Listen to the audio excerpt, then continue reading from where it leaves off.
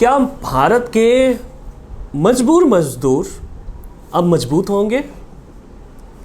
नमस्कार, मैं आयुष और आप देख रहे हैं चकाचक एक्सप्रेस। कुछ दिनों पहले उत्तर प्रदेश के मुख्यमंत्री योगी आदित्यनाथ ने एक बयान जारी किया था।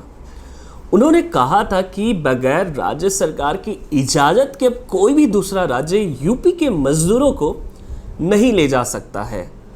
ऐसे में अगर किसी राज्य को कामगारों की आवश्यकता यानी कि लेबरों की आवश्यकता होगी तो उनकी मांग पर सामाजिक सुरक्षा की जो गारंटी दी जाती है वो राज्य सरकार देगी, बीमा भी कराएगी और श्रमिक को हर तरह की सुरक्षा प्रदान करेगी। इस फैसले की आवश्यकता क्या आज हर उस राज्य को है जहां से प्रवासी मजदूर निकलते हैं? मसलन बिहार हो गया, झारखंड हो गया, बंगाल हो गया, उड़ीसा हो गया और मध्य प्रदेश। इन राज्यों से अक्सर मजदूर बाहर जाते हैं काम की तलाश में।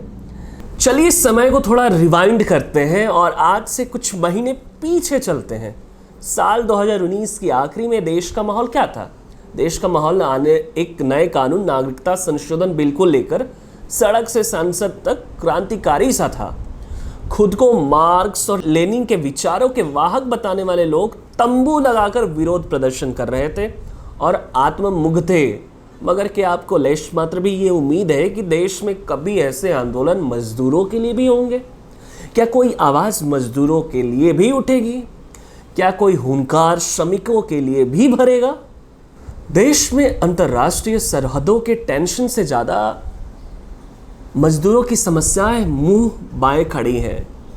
इन मजदूरों के बिना बहुत तरह ऐसे विकास कार्य हैं जो कि असंभव है, मगर एक सुसंगत नीतिगत ढांचे के अभाव में इन मजदूरों को एक बड़ा मोल चुकाना पड़ता है। मजदूरों के सिर पर छत, बच्चों को अच्छी शिक्षा, परिवार को स्वास्थ्य लाभ, 2 जून की रोटी किसी लग्जरी से कम नहीं लगती होगी। कोरोना जैसी आपदा में इन मजदूरों को अपनी मेहनत से अर्जित संसाधनों को छोड़ मीलों का सफ़र तय करना पड़ता है ताकि वे जीवित और सुरक्षित रह सके। और ये जो कुछ होता है ये सब अपने देश के भीतर ही हितो होता है। और अफसोस है कि हम सब इसके लिए पाकिस्तान को गाली नहीं दे सकते।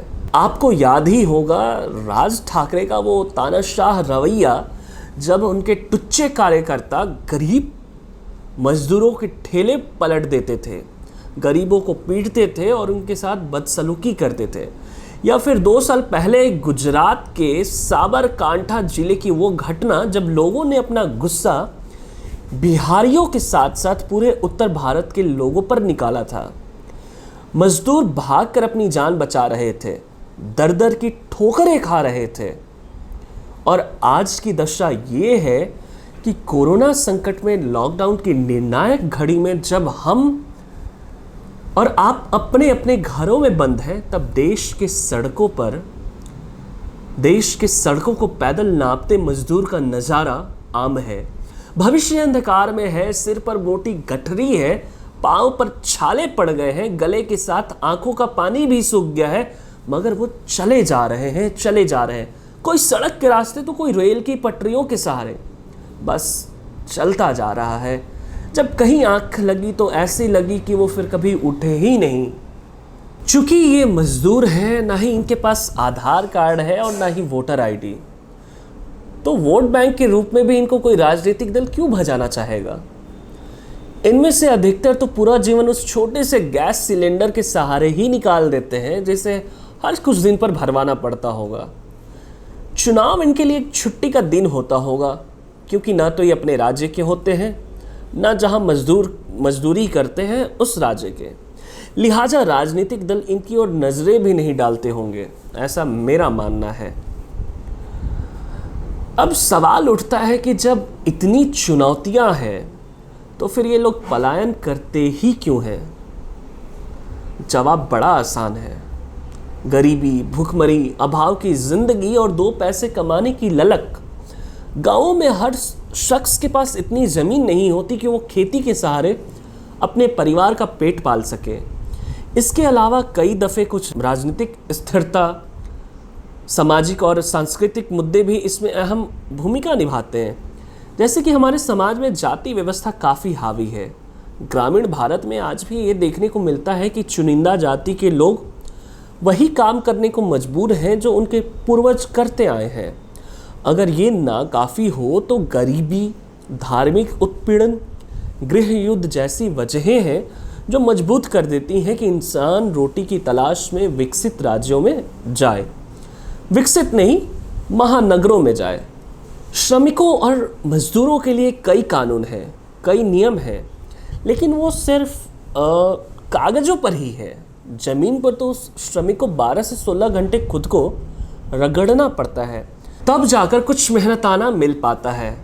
मेहनताना यानी मजदूरी के एवज में दिए जाने वाले पैसे, वही पैसे जो हम और आप अपना काम करवाकर कहते हैं, भैया बड़ी महंगी सब्जियां दे रहे हो तुम तो, दूसरा रेहड़ी वाला तो 1 रुपये कम में दे रहा था। जी हाँ, वही मेहनताना जो हम किसी मोची को कहते हैं कि दादा 20 रुपये में नहीं, 10 रुपये में ही मेरी टूटी चप्पल को सील दो। अच्छा, ऐसे हालात में योगी सरकार का यह फैसला बेहद जरूरी था। अब वक्त आ गया है कि सरकार इन मजदूरों की सामाजिक सुरक्षा की गारंटी ले, भले ही ये पलायन, जाति बंधन तथा जकड़ने वाले सामाजिक मानकों से बचने और गंतव्य पर आज़ादी और सम्मान के साथ काम करने का अवसर देता है, मगर आपात स्थितियों में इन मजदूरों को खाने के भी लाले पड़ जाते हैं। मोटे तौर पर कहा जाए तो ये फैसला मजदूरों के समर का शुरुआत मात्र है। अगर मजदूरों को बिना अनुमति दूसरे राज्यों में काम करने पर रोक लग जाती है तो ये भी जरूरी होगा कि गृह राज्य में भी असुरक्षित कार्य परिस्थिति, अल्प वेतन, तत्काल बर्खास्तगी, काम का समय, सामाजिक प्रताड़ना जैसे विषयों पर भी पूरक पहल हो। समाज के हाशिए पर रहने वाले इस संवेदनशील समूह के हितों की रक्षा का बीड़ा उठाने के इस सराहनीय फैसले पर बाकी राज्य को भी विचार करना चाहिए। आलोचकों की माने तो योगी सरकार ने मजदूरों को गुलाम बनाने का फैसला लिया है और ये दमनकारी कदम है। वैसे गौरतलब है कि यूपी सरकार मजदूरों के कौशल की जानकारी इकट्ठा कर रही है, जिसके बाद इन्हें उत्तर प्रदेश में ही रोजगार उपलब्ध कराने की योजना बनाई गई है। खैर, ये तो तय है कि कुछ भी एकाएक नहीं होने वाला। पुराने ढर्रे को बदलने में समय लगेगा, आलोचना भी होगी, लेकिन अगर हमें गरीबों को सम्मान की जिंदगी देनी है तो हर राज्य को आगे आना होगा। नए भारत के निर्माण के लिए नई सोच और नया तरीका अपनाना होगा। कहने का सार इतना सा है कि मजदूरों को उन्हें सामाजिक सुरक्षा की गारंटी मिलनी चाहिए, क्योंकि जब हमारे प्रधानमंत्री आत्मनिर्भर भारत की बात करते हैं तो मजदूर भी आत्मनिर्भर तब बनेगा जब उन्हें सामाजिक सुरक्षा दी जाएगी।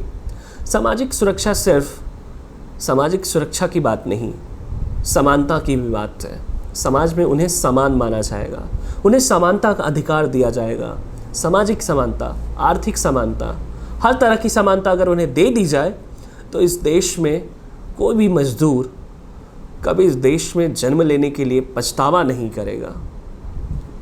इस देश के मजदूर को कभी सड़क पर पैदल नहीं चलना पड़ेगा। इस देश में किसी भी मजदूर को खाली पेट सड़क पर कईयों मील जाने की ज़रूरत नहीं पड़ेगी, यदि आप और मैं, हम सभी मिलकर इन मजदूरों को सामाजिक गारंटी की सुरक्षा दे दें। सरकार एक निर्णय लेकर, एक निर्णायक इन्हें सुरक्षा गारंटी देना कैसे देना है इस विषय पर निर्णय लेकर मजदूरों को अगर वो व्यवस्था देती है तो शायद तभी हम आत्मनिर्भर भारत और आत्मनिर्भर भारत के साथ साथ नए भारत का निर्माण कर पाएंगे। धन्यवाद।